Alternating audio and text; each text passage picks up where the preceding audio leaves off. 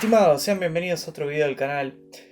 Yo sé que nos estamos yendo un poco de temática, pero en realidad este era un asunto que hacía mucho que me interesaba tratar, porque de alguna manera creo yo que es como la nueva forma de construir la ficción o de cómo percibimos la ficción, ¿no?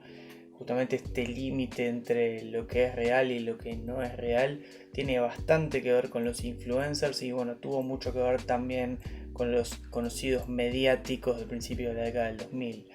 Así que me parece pertinente hablar de esto. Fundamentalmente creo que cuando eso se prende dejamos de ser los mismos que cuando estaba apagado.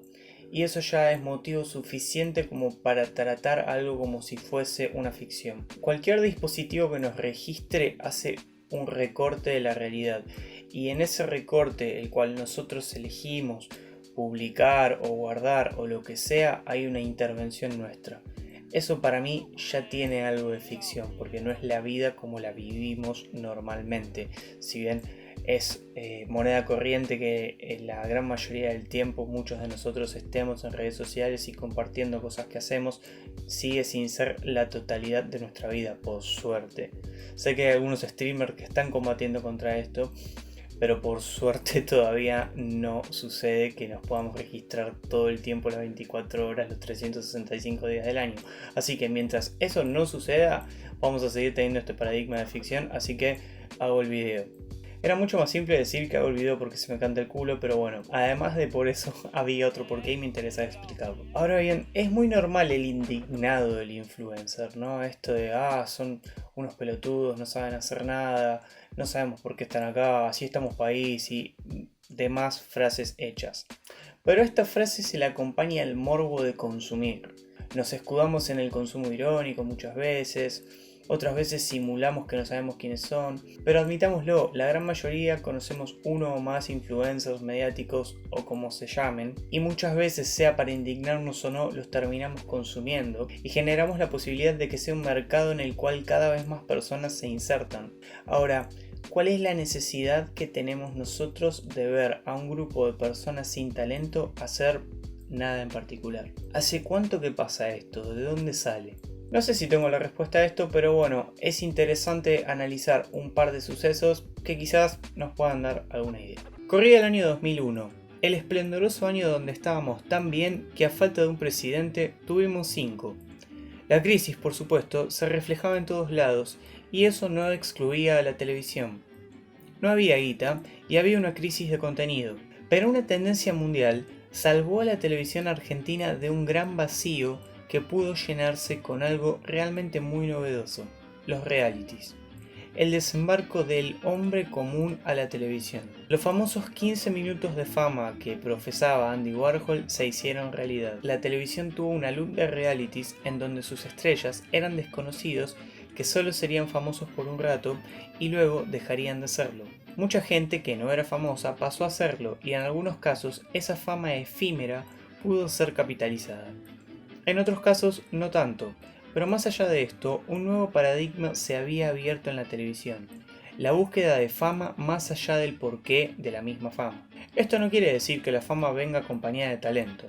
De por sí, la fama es un concepto muy complejo en donde se ven involucrados muchísimos factores, de dónde venís, qué conocidos tenés, cuánto talento, etc. El cóctel meritócrata por excelencia o el reconocimiento de alguna virtud. Sea por lo que sea, nunca es un parámetro justo ni regular. Pero bueno, a fin y a cabo, esto es un video de influencers, así que basta de filosofía. Vamos a hechos concretos. En el 2001 se estrena Gran Hermano. Esto es un boom en la televisión argentina, un antes y un después. La primera edición de Gran Hermano es tan exitosa que inmediatamente hacen una segunda edición y a partir de ahí se suman un montón de realities de distintos formatos. Productoras argentinas empiezan a comprar las ideas de estos realities a las productoras extranjeras, en el caso de Gran Hermano creo que es de Holanda. Después también se pasó el VAR, no el coso para revisar las jugadas, sino el reality, el VAR. Camino a la Gloria, después se hicieron los Popstars, en fin, muchísimos formatos de realities que estaban siendo exitosos en otras partes del mundo se empezaron a implementar acá en Argentina y esto hizo que la televisión sea básicamente un gran reality. De buenas a primeras había un montón de nuevos famosos que, como decía anteriormente, algunos lograron capitalizar esa fama momentánea y pudieron insertarse en la televisión en algún lugar, y otros fueron olvidados así como así. Pero, ya sea por la crisis económica y que la televisión siempre dio esta ilusión aspiracional de triunfar, muchísima gente intentaba inscribirse en estos realities, en los diferentes concursos, porque, a ver, era distinto un reality como Camino a la Gloria, que pedía que alguien supiera jugar al fútbol más o menos, a otro como Gran Hermano, en donde básicamente no tenías que tener un talento específico, sino que básicamente entrabas adentro de una casa a pasar tiempo, ¿no? Y que te vean. Existían las diferencias claramente, pero la similitud era estar viendo algo que antes no podíamos ver. Algo que era del ámbito privado se hacía del ámbito público, ya sea un entrenamiento de fútbol, el trabajo en un bar o simplemente poder ver a, no sé, 15 desconocidos adentro de una casa. Y bueno, eso claramente empezó a desatar una nueva televisión.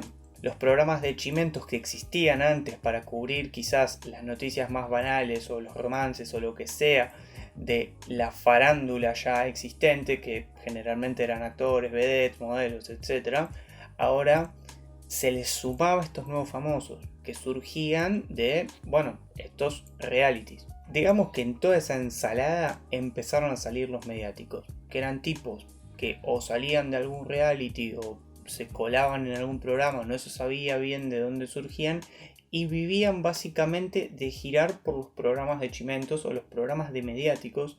A ver, no es que formalmente se llamaban así, pero bueno, quizás el más famoso de estos es Zap de Polino, en el año 2002, que era un programa que se decía de interés general, en donde se discutían cosas y demás, y terminó siendo básicamente el reality de Guido Zuller. De ahí salió Guido Zuller, se hizo más conocido Jacobo Winogrand y salieron personajes míticos como Larva, hasta el Gigoló estuvo ahí, o sea, en fin, era una bizarrea total y absoluta, pero se llevaba esto de la sobreexhibición. Guido Zuller era un tipo que no era actor, no tenía demasiado para ofrecer, entonces se ofrecía a él. Él se mostraba, él ventilaba absolutamente todo, y bueno, eso. Bueno, a ver, Guido Zuller era hermano de Silvia Zuller, que era una vedette, pero qué sé yo. La verdad es que, digamos que quizás tuvo entrada por ahí, pero después terminó siendo como el gran primer mediático. Pero a los programas les convenía, ¿por qué? Porque la gente lo miraba. Decía, sí, qué bizarro, qué porquería, qué tarado este Guido Zuller, qué sé yo, pero miraba la tele. Y a la vez se juntaba Guido Zuller con algún participante, algún Gran Hermano que quería mantener su fama, y bueno, ese cóctel era como interesante para algún tipo de público y barato para los programas, porque no tenían que andar, digamos, pagándole a actores para hacer una tira. Sigamos con Guido Zuller, ¿no? Bueno, digamos que con este paradigma manteniéndose en la televisión argentina, en paralelo y en internet se estaba gestando otra cosa. Quizás los primeros influencers de Argentina, aunque en ese momento no tenían ese nombre. Estoy hablando de los Floggers, esa simpatiquísima tribu urbana que allá por el 2004-2005 nos sorprendió a todos con el pelo en la cara, los chupines de colores, pasos hiper eclépticos para bailar y bueno, una guerra en el abasto con los emos que nunca vamos a olvidar, por lo menos los que tenemos, qué sé yo, 30, 28, etc. Los Floggers, a diferencia de otras tribus urbanas de la época, como podían llegar a ser justamente los emos, los metaleros, los punks, los darks, etc., fueron una tribu urbana que no se identificaba con un grupo musical o una vestimenta o lo que sea, sino que básicamente su rasgo distintivo era ser usuarios populares de la red social Fotolog, que fue una de las primeras redes sociales a las cuales tuvimos acceso acá en Argentina con el Messenger y el ICQ. Todo esto me hace sentir hiper viejo porque yo lo viví todo, pero bueno, es así. Obviamente que los Fotolog no eran propiedad de los Floggers, o sea, cualquiera podía tener Fotolog y de hecho pibes de otras tribus urbanas o alguno que quizás no se identificara con nada en particular también tenía Fotolog. En ese momento tener Fotolog era como tener Facebook. Pero digamos que los Floggers estaban fuertemente identificados con eso, se había generado una estética y tenían a una persona que los nucleó, que fue Cumbio. Cumbio es probablemente la primera influencer argentina, porque fue una chica que organizó todo un movimiento alrededor de esta página de internet, se empezó a juntar gente, un montón de gente la empezó a seguir y Cumbio empezó a ser un referente, y un referente que se manifestaba pura y exclusivamente por redes sociales. Entonces, aunque en ese momento no manejáramos el término influencer, Cumbio fue claramente la primera influencer. Esto yo lo distingo de todo este primer movimiento de youtubers que se empezó a gestar con Marito Baracus, Magnus Mephisto y un gran etcétera, porque considero que influencer y generador de contenido no necesariamente son la misma cosa.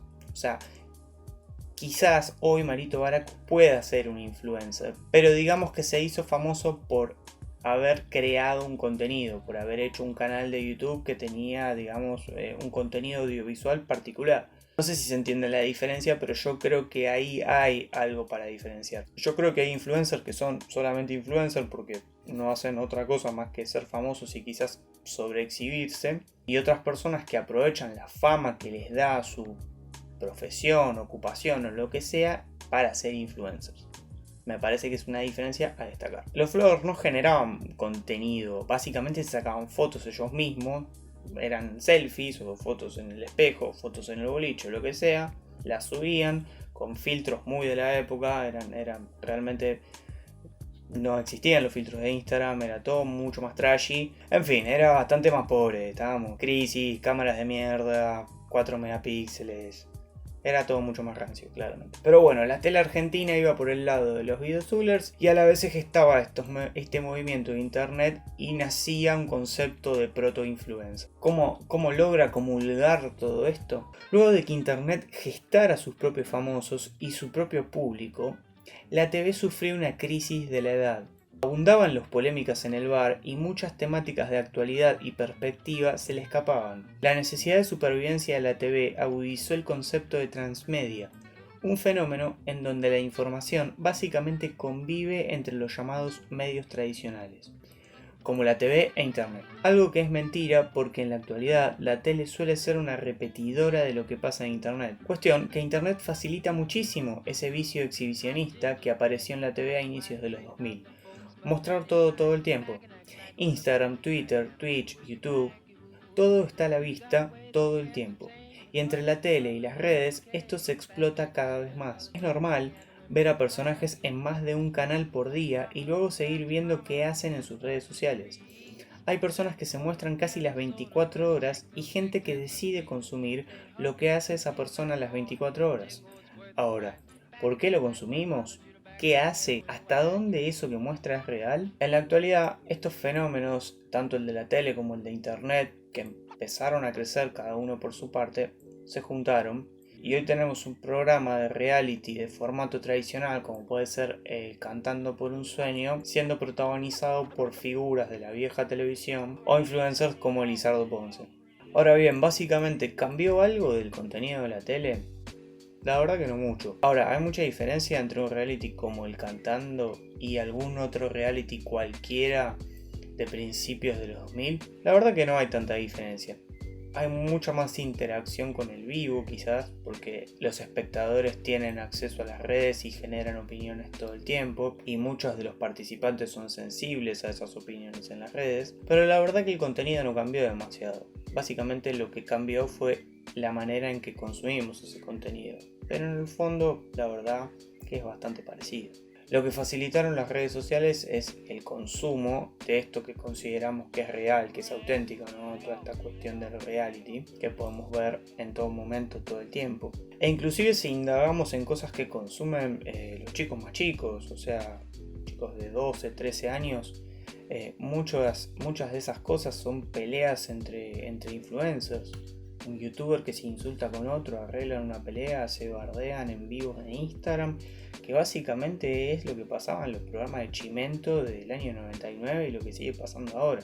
La verdad es que hubo un cambio de plataforma, pero desde la incursión del reality el contenido no ha cambiado demasiado. Entonces lo que me pregunto realmente es qué tanto cambiamos como público. Porque sí puede haber algún cambio generacional y obviamente vale aclarar que muchísimos conceptos como el machismo acérrimo que podía llegar a existir hace unos años, hoy por hoy y por suerte ya no tiene cabida en los medios y eso es importante, pero sigue habiendo un culto a la personalidad, una necesidad de exitismo gigante e inclusive ha aumentado esta cuestión de la importancia de la popularidad, ¿no? Esta cuestión de la cantidad de seguidores que pasó a ser el nuevo rating.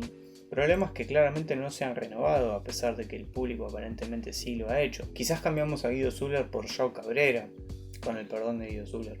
Pero la verdad que ese morbo bastante difícil de explicar del consumo de realities no cambió en su esencia, como sí cambiaron sus plataformas. Y la pregunta que quizás inaugura este video y con la que la quiero cerrar es si es real lo que estamos viendo. Probablemente pensemos que con todos los dispositivos que tenemos y las facilidades que internet nos da para poder mostrarnos casi todo el tiempo de nuestra vida, podamos decir que sí es verdad lo que vemos. Pero yo creo que mientras haya un otro del otro lado, nuestro comportamiento va a estar condicionado por eso y de alguna manera va a haber una impostación que haga que lo que hagamos no sea del todo real. Así que digamos que sí, hay una ficción.